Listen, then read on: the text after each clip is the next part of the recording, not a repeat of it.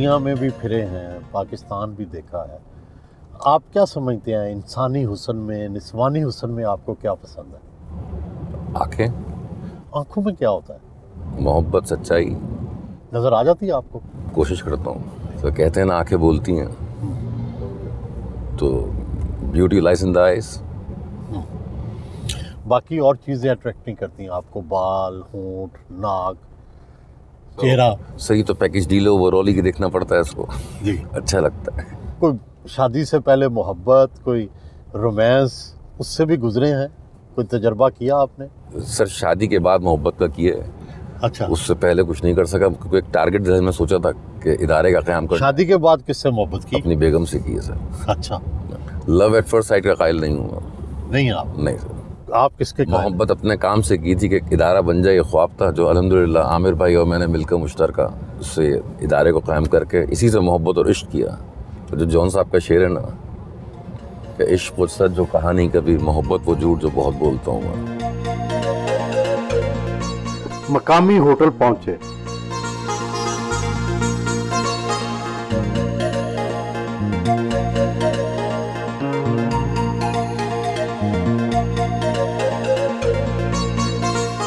दोस्त हुमायूं ने उनके एजाज में हाई टी का एहतमाम कर रखा था।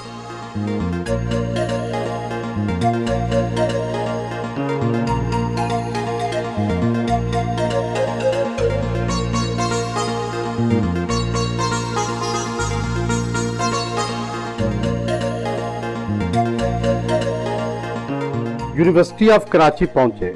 Vice chancellor professor doctor Khalid Raki उनके दोस्त हैं।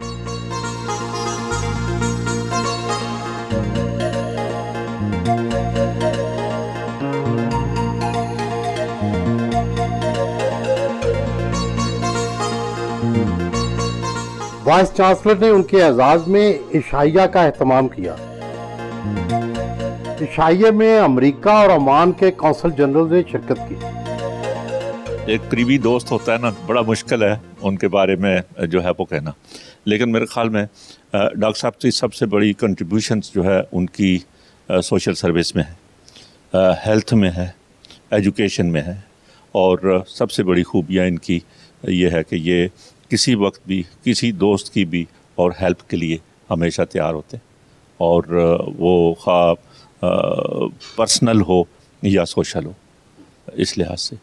और ख़राबी जो आपने बताई है वो मैं ख़राबी तो नहीं है, मैं समझता हूँ वो भी अच्छा ही है कि अगर इनको ये फील होता है कि कोई आदमी फेयरली नहीं कोई बात कर रहा है तो वो स्पॉन्टेनियसली उसको उसी वक्त जो है वो अपोज करेंगे। डॉक्टर अली फरहान रिजवी से अगर मैं हिस्ट्री को ट्रेस करूं तो मेरे ख्याल से मेरी इनकी पहली मुलाकात 1990 में हुई। हेल्थ के अंदर बहुत सारे लोग आते हैं कारोबार के तौर पे, but I have seen Ali Farhan not के जी health is a business, health is a social service, कि गरीबों की कैसे मदद करनी चाहिए। बहुत सारे लोगों की अफोर्डेबिलिटी नहीं होती है, उनको किस तरीके से कम पैकेजेस के साथ या जितनी भी उनकी अफोर्डेबिलिटी है उनको सेहत की सहूलतें फ़राहम की जाएँ। इस माशरे में जिसमें हम रहते हैं, लोग देखते हैं कि मेरा इकोनॉमिक बेनिफिट क्या है, मगर वो जो माशरती ज़िम्मेदारी है वो पूरे नहीं करते। और अली फरहान में ये है कि he is very committed to the community, कि कम्युनिटी को पे बैक करने का जो कॉन्सेप्ट है तो मैं अली फरहान से सीखा।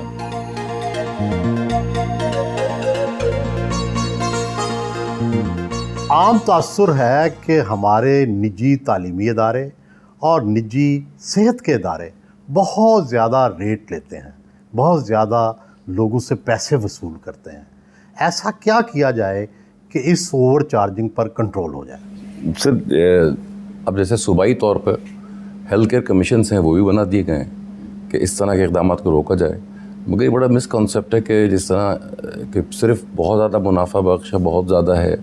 तो मैं हॉस्पिटल चला रहा हूँ पिछले 25 साल से, मुझे उसमें कुछ छुपाने या बताने में कोई शर्म नहीं है कि चाहे वो बिजली का बिल हो, सिक्योरिटी का ख़र्चा हो, पानी हो, दवाएँ हों, एक हम लोग मुनासिब चार्ज करते हैं। सर्जन सर्जरी की फ़ीस ले जाता है, एनेस्थेटिस्ट अपना ले जाता है अगर सर्जरी है, फिजिशियन अपनी फ़ीस लेता है।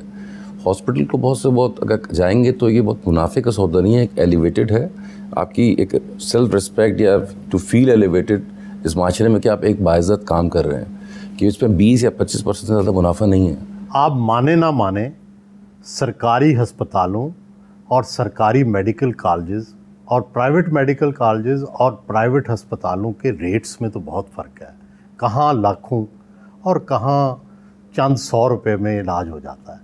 तो इसका क्या ऐसा तरीक़ाकार किया जाए कि कुछ तो कंट्रोल हो। सब बिल्कुल आपने सही फरमाया, क्योंकि उसमें डायरेक्टली पेरेंट जो है 14 लाख रुपए वॉट एवर जो गवर्नमेंट ने सेट की हुई है कि उनसे तमाम कॉलेजेस की फ़ीस अब पाकिस्तान मेडिकल डेंटल काउंसिल ने फिक्स कर दी है गालिबन 12 से 15 लाख रुपए, क्योंकि उसमें आप डायरेक्टली खुद दे रहे होते हैं तो आपको बहुत ज़्यादा ख्याल भी होता है और बच्चे भी बड़ी जिम्मेदारी से पढ़ रहा होता है। सरकार के अगर जब कैलकुलेट करते हैं कंपैरिजन में, तो मैं समझता हूँ कई ज़्यादा एक अगर उसको ओवरऑल कैलकुलेट करेंगे from hospital clinical training to basic training, क्योंकि गवर्नमेंट उसको सप्लीमेंट कर रही होती है। बच्चा तो 80,000 या लाख रुपए पेरेंट दे रहे होते हैं, तो उसमें लग रहा होता है कि फ्री में पढ़ लें। जब at the end of the day आप कॉस्टिंग करने जाएंगे उसकी, तो प्राइवेट सेक्टर से बहुत ज़्यादा नहीं तो मैं I am 100% sure and confident 25-30% public sector में ज़्यादा पढ़ना है, क्योंकि गवर्नमेंट की सप्लीमेंट सपोर्ट पूरी आती है उसमें, प्रोविंशियल गवर्नमेंट्स की, फेडरल गवर्नमेंट की।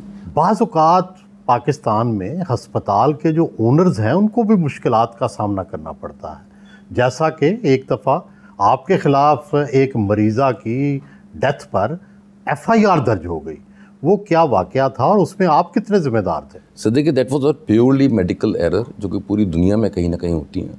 जब ये वाक़या हुआ तो मैं एक दोस्त की शादी में कोयटा में था, तो मालूम किया, क्योंकि आई am not part of the, मैं प्रैक्टिसिंग डॉक्टर तो नहीं हूँ, I am one of the 2 owners.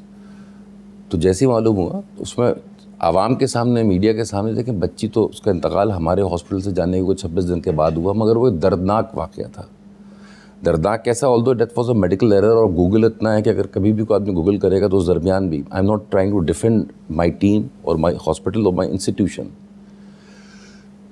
3 या 4 और भी इस तरह के सानिया के हैं, वाक़यात के हैं, वो कराची में हुए थे मुख्तलिफ बड़े अस्पतालों में, उसको नहीं मिली। अनफॉर्चुनेटली हमारी उसको हाइप ज़्यादा मिल गई, जबकि हमने सच ही बोला था।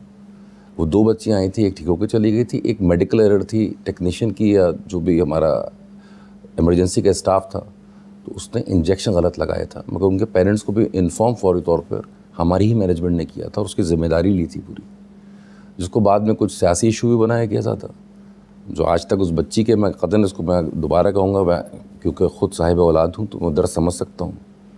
तो हमने उसकी ना सिर्फ बातचीत भी की, और आज तक हम उस बच्ची के नाम पर एक स्कॉलरशिप पर, जो हम ऑलरेडी स्कॉलरशिप देते थे, हमने अपने बोर्ड से परमिशन ली और उस बच्ची के नाम पर नशवा सीट के नाम से एक ओपन मेरिट पर सीट दी जाती है उनके वालिदैन की रिकमेंडेशन के ऊपर। हाँ, हमको इसका मुझे अफसोस रहेगा, विक्टिमाइज ज़्यादा कर दिया गया, जिसमें आपका तो भी ताल्लुक मीडिया से है। दुनिया भर की ये प्रैक्टिस है कि अगर डॉक्टर से गलती हो जाए तो उसका एहतसाब होता है। क्या पाकिस्तान में भी ऐसा कोई निज़ाम है? देखिए, ओनर्स का तो कोई से ताल्लुक़ नहीं था, स्टाफ ज़रूर इन्वॉल्व था। तो यहाँ के बाकायदा ट्रिब्यूनल्स भी हैं, बोर्ड भी हैं, उन सबको बाईपास करते हुए FIR कट गई, मीडिया पे हाइप हो गई। मैं तमाम मीडिया को जिम्मेदार नहीं देता, बहुत सारे ऐसे जिसका ताल्लुक आपसे भी है। जियो ने एक न्यूट्रल रिपोर्ट दी, क्योंकि बच्ची का गम तो सभी को था। एक मखसूस चैनल हमारे इस वक्त गालिबन खिलाफ भी था और इसको पॉलिटिसाइज़ किया गया, जिसका मुझे उस सानिया का अफसोस तो है, मगर उसका तकलीफ़ ये है कि उसको गलत तरह से बहुत ज़्यादा आगे बढ़ा दिया गया। आप खुद एक सरमायाकार हैं, पाकिस्तान में सरमायाकारी करने के रास्ते में रुकावटें क्या क्या हैं? मेरे नज़दीक नंबर 1 स्टेप ये है कंटिन्यूशन ऑफ द पॉलिसीज़ के, गवर्नमेंट किसी पॉलिटिकल पार्टी की रहे, किसी तरह रहे, मगर पॉलिसीज़ कंटिन्यू रहें जो मेजर पॉलिसीज़ हों। मगर क्योंकि जब तक इन्वेस्टर को ये यकीन ही नहीं होगा कि आज मैं हूँ, कल को कोई और अगर आ जाएगा तो नई पॉलिसीज़ बन जाएंगी, तो कॉन्फिडेंस वहाँ से देना होगा, ये आगाज़ होगा। And Pakistan is a land of opportunity. आप खुद डेंटल सर्जरी की तालीम हासिल कर चुके हैं, गो आप प्रैक्टिस नहीं करते। हमारे यहाँ बहुत कम डेंटल सर्जन हैं, 5 लाख देहाती इलाकों में 5 लाख के ऊपर एक डेंटल सर्जन है। ऐसा क्या करें कि ये कमी पूरी हो जाए?